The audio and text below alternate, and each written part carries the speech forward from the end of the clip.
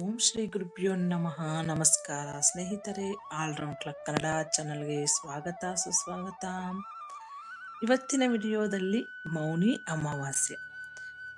ಅಮಾವಾಸ್ಯೆ ದಿನಾಂಕ, ಸಮಯ, ಆಚರಣೆಗಳು ಮತ್ತು ಆಧ್ಯಾತ್ಮಿಕ ಮಹತ್ವ ಇವತ್ತು ಈ ವಿಡಿಯೋದಲ್ಲಿ ನೋಡೋಣ ಬನ್ನಿ. ಹೊಸದಾಗಿ ನಮ್ಮ ಚಾನಲ್ ನೋಡ್ತಾ ಇದ್ರೆ ಖಂಡಿತ ಸಬ್ಸ್ಕ್ರೈಬ್ ಮಾಡ್ಕೊಳ್ಳಿ. ಹಾಗೆ ನಿಮ್ಮ ವಿಡಿಯೋ ಇಷ್ಟ ಆದರೆ ನಿಮ್ಮ ಫ್ರೆಂಡ್ಸ್ ಅಂಡ್ ಫ್ಯಾಮಿಲಿ ಮೆಂಬರ್ಸ್ಗೆ ಶೇರ್ ಮಾಡಿ. ಮೌನಿ ಅಮಾವಾಸ್ಯೆ 2025ರಲ್ಲಿ ಉಪವಾಸ ಮತ್ತು ಪವಿತ್ರ ಆಚರಣೆಗಳಿಗಾಗಿ ಪವಿತ್ರ ದಿನವಾದ ಮೌನಿ ಅಮಾವಾಸ್ಯೆಯ ಆಧ್ಯಾತ್ಮಿಕ ಆಳ ಮತ್ತು ಪ್ರಾಚೀನ ಸಂಪ್ರದಾಯಗಳನ್ನು ಅನ್ವೇಷಿಸಿ. ಮೌನಿ ಅಮಾವಾಸ್ಯೆಯು ಹಿಂದೂ ಕ್ಯಾಲೆಂಡರ್ನಲ್ಲಿ ಅತ್ಯಂತ ಮಹತ್ವದ ದಿನಗಳಲ್ಲಿ ಒಂದಾಗಿದೆ. ಮಾಘಿ ಅಮಾವಾಸ್ಯೆ ಎಂದು ಕರೆಯಲ್ಪಡುವ ಈ ಪವಿತ್ರ ದಿನವು ಮೌನ, ಉಪವಾಸ ಮತ್ತು ಗಂಗಾ ನದಿಯಲ್ಲಿ ಧಾರ್ಮಿಕ ಸ್ನಾನವನ್ನು ಒತ್ತಿ ಹೇಳಲಾಗುತ್ತದೆ. ಈ ದಿನದಂದು ಭಕ್ತರು ಮೌನದ ಪ್ರತಿಜ್ಞೆಗಳನ್ನು ತೆಗೆದುಕೊಳ್ಳುತ್ತಾರೆ, ಉಪವಾಸವನ್ನು ಅಭ್ಯಾಸ ಮಾಡುತ್ತಾರೆ ಮತ್ತು ಮನಸ್ಸು ಮತ್ತು ಆತ್ಮವನ್ನು ಶುದ್ಧೀಕರಿಸಲು ಆಳವಾದ ಧ್ಯಾನದಲ್ಲಿ ತೊಡಗುತ್ತಾರೆ. ಮೌನಿ ಅಮಾವಾಸ್ಯೆ ಹಿಂದೂ ಕ್ಯಾಲೆಂಡರ್ನಲ್ಲಿ ಅತ್ಯಂತ ಮಹತ್ವದ ದಿನಗಳಲ್ಲಿ ಒಂದಾದ ಮೌನಿ ಅಮಾವಾಸ್ಯೆಯನ್ನು ಬುಧವಾರ ಜನವರಿ 29, 2025ರಂದು ಆಚರಿಸಲಾಗುತ್ತದೆ. ಮಾಘಿ ಅಮಾವಾಸ್ಯೆ ಎಂದು ಕರೆಯಲ್ಪಡುವ ಈ ಪವಿತ್ರ ದಿನವು ಗಂಗಾ ನದಿಯಲ್ಲಿ ಮೌನ, ಉಪವಾಸ ಮತ್ತು ಧಾರ್ಮಿಕ ಸ್ನಾನವನ್ನು ಒತ್ತಿ ಹೇಳುತ್ತದೆ, ಆಕರ್ಷಿಸುತ್ತದೆ. ಲಕ್ಷಾಂತರ ಭಕ್ತರು ಶುದ್ಧೀಕರಣ ಮತ್ತು ದೈವಿಕ ಆಶೀರ್ವಾದವನ್ನು ಬಯಸುತ್ತಾರೆ. ಮೌನಿ ಅಮಾವಾಸ್ಯ ದಿನಾಂಕ ಮತ್ತು ಸಮಯ. ದೃಕ್ ಪಂಚಾಂಗದ ಪ್ರಕಾರ ದಿನಾಂಕ ಮತ್ತು ಸಮಯಗಳು.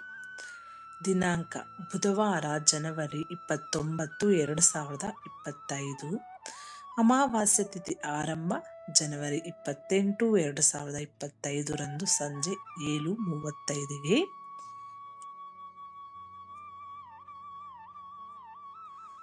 ಇನ್ನು ಜನವರಿ 29, 6:05ಗೆ ಸಂಜೆ ಮುಕ್ತಾಯಗೊಳ್ಳಲಿದೆ ಅಮಾವಾಸ್ಯೆ ತಿಥಿ. ಮೌನಿ ಅಮಾವಾಸ್ಯೆಯ ಆಧ್ಯಾತ್ಮಿಕ ಮಹತ್ವ.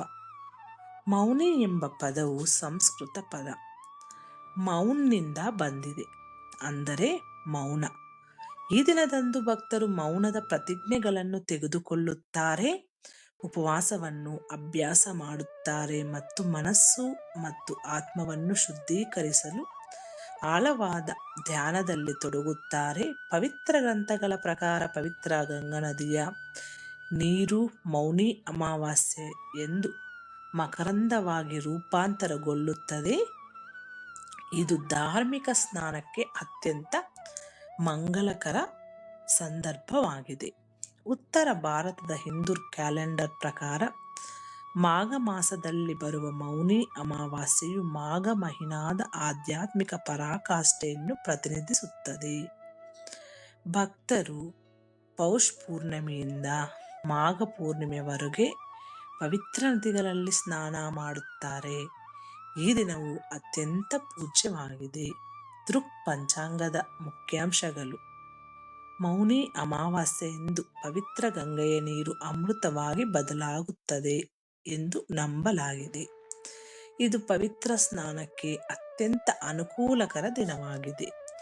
ಪ್ರತಿ 12 ವರ್ಷಗಳಿಗೊಮ್ಮೆ ನಡೆಯುವ ಕುಂಭಮೇಳದ ಸಮಯದಲ್ಲಿ ಮೌನಿ ಅಮಾವಾಸ್ಯೆಯು ಅತ್ಯಂತ ಮಹತ್ವ ಸ್ನಾನದ ದಿನವಾಗಿದೆ. ಧಾರ್ಮಿಕ ನಂಬಿಕೆಗಳ ಪ್ರಕಾರ ಧಾರ್ಮಿಕ ಸ್ನಾನಕ್ಕಾಗಿ ಲಕ್ಷಾಂತರ ಜನರನ್ನು ಪ್ರಯಾಗ್ರಾಜ್ಗೆ ಆಕರ್ಷಿಸುತ್ತದೆ. ಅಮೃತಯೋಗ ಮತ್ತು ಕುಂಭ ಪರ್ವ ಎಂದು ಕರೆಯಲ್ಪಡುವ ಇದು ಆಧ್ಯಾತ್ಮಿಕ ಶಕ್ತಿ ಮತ್ತು ದೈವಿಕ ಸಂಪರ್ಕದ ಸಮಯವಾಗಿದೆ. ಮೌನಿ ಅಮಾವಾಸ್ಯೆಯ ಆಚರಣೆಗಳು. ಗಂಗಾ ನದಿಯಲ್ಲಿ ಪವಿತ್ರ ಸ್ನಾನ. ಅಂದರೆ ಕೇಂದ್ರ ಆಚರಣೆಯು ಗಂಗಾ ಅಥವಾ ಇತರ ಪವಿತ್ರ ನದಿಗಳಲ್ಲಿ ಶುದ್ಧೀಕರಿಸುವ ಸ್ನಾನವನ್ನು ಒಳಗೊಂಡಿರುತ್ತದೆ. ಪಾಪಗಳನ್ನು ತೊಳೆದು ಆಧ್ಯಾತ್ಮಿಕ ಅನುಗ್ರಹವನ್ನು ನೀಡುತ್ತದೆ ಎಂದು ನಂಬಿಕೆ. ಪ್ರಯಾಗ್ರಾಜ್ ಮತ್ತು ಹರಿದ್ವಾರಗಳು ಈ ಆಚರಣೆಗೆ ಜನಪ್ರಿಯ ಯಾತ್ರಾ ಸ್ಥಳಗಳಾಗಿವೆ. ಮೌನವನ್ನು ಆಚರಿಸುವುದು ಮುಖ್ಯ. ಭಕ್ತರು ದಿನವಿಡೀ ಮೌನವನ್ನು ಸ್ವೀಕರಿಸುತ್ತಾರೆ. ಇದು ಆಂತರಿಕ ಶಾಂತಿ ಮತ್ತು ಆಧ್ಯಾತ್ಮಿಕ ಜಾಗೃತಿಯನ್ನು ಸಂಕೇತಿಸುತ್ತದೆ. ಈ ಅಭ್ಯಾಸವು ಆತ್ಮಾವಲೋಕನ ಮತ್ತು ಲೌಕಿಕ ಗೊಂದಲಗಳಿಂದ ಬೇರ್ಪಡುವಿಕೆಯನ್ನು ಬೆಳೆಸುತ್ತದೆ. ಉಪವಾಸ ಮತ್ತು ದಾನ ಅನೇಕರು ದಿನವಿಡೀ ಉಪವಾಸವನ್ನು ಆಚರಿಸುತ್ತಾರೆ. ಆಧ್ಯಾತ್ಮಿಕ ಗುರಿಗಳ ಮೇಲೆ ಗಮನವನ್ನು ಹೆಚ್ಚಿಸಲು ಭೋಗದಿಂದ ದೂರವಿರುತ್ತಾರೆ.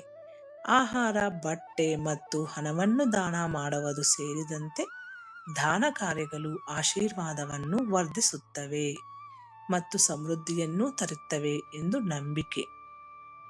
ಧ್ಯಾನ ಮತ್ತು ಆರಾಧನೆ. ಮಂತ್ರಗಳನ್ನು ಪಠಿಸುವುದು, ಧ್ಯಾನಿಸುವುದು ಮತ್ತು ದೇವತೆಗಳನ್ನು, ವಿಶೇಷವಾಗಿ ಭಗವಾನ್ ವಿಷ್ಣು ಮತ್ತು ಸೂರ್ಯ ದೇವರನ್ನು ಪೂಜಿಸುವುದು ದಿನದ ಆಚರಣೆಗಳ ಪ್ರಮುಖ ಅಂಶಗಳಾಗಿವೆ. ಮೌನಿ ಅಮಾವಾಸ್ಯೆ ಕೇವಲ ಧಾರ್ಮಿಕ ಆಚರಣೆಯಲ್ಲ, ಇದು ಆಧ್ಯಾತ್ಮಿಕ ನಿಶ್ಚಲತೆ ಮತ್ತು ನವಯೌವನ ಪಡೆಯುವ ಪ್ರಯಾಣವಾಗಿದೆ.